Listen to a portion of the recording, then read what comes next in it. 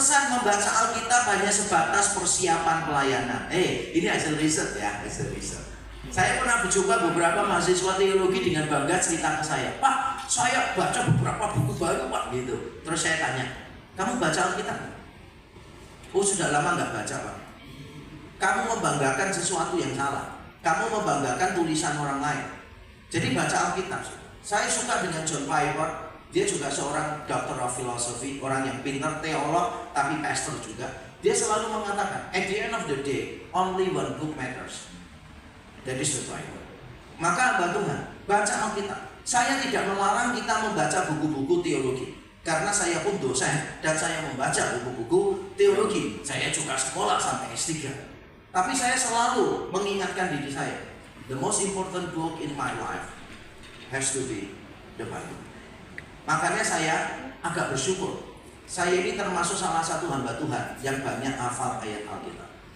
Saya bersyukur. Dan saya biasanya mengapresiasi hamba-hamba Tuhan yang menghafal banyak ayat Alkitab. Termasuk saya pernah puji Pak Lukas nih, sahabat saya. Nah, saya kalau sama dia sering kita ngecek gitu. Siapa yang ngomong ini? Ayatnya di mana gitu?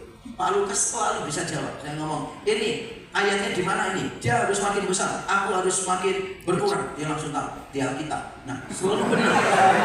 Jadi pemahamannya tentang Alkitab itu utuh. Jadi nggak mau dibagi-bagi per kitab. Enggak ya, Pak Lukas ini sungguh dia hafal ayat. Saya pernah berdua dengan dia melawan semua mahasiswa STT Amadius yang kami ajar. Nggak menang satupun, nggak ada yang menang. Jauh menangnya. Dia mereka loh buka ayat Alkitab, nunjuk, bacain. Kita berdua tahu itu ayatnya ada di mana. Kenapa? Karena kita harus menjadikan Alkitab sebagai bacaan utama kita. Tapi sayangnya rohaniwan hanya ini 70, hanya 30 yang membaca Alkitab untuk disiplin rohani. 70% baca Alkitab untuk pelayanan. Jadi kalau baca itu selalu untuk persiapan pelayanan, persiapan khotbah. Nah kalau minggu nggak khotbah, bacanya apa ya kan gitu loh.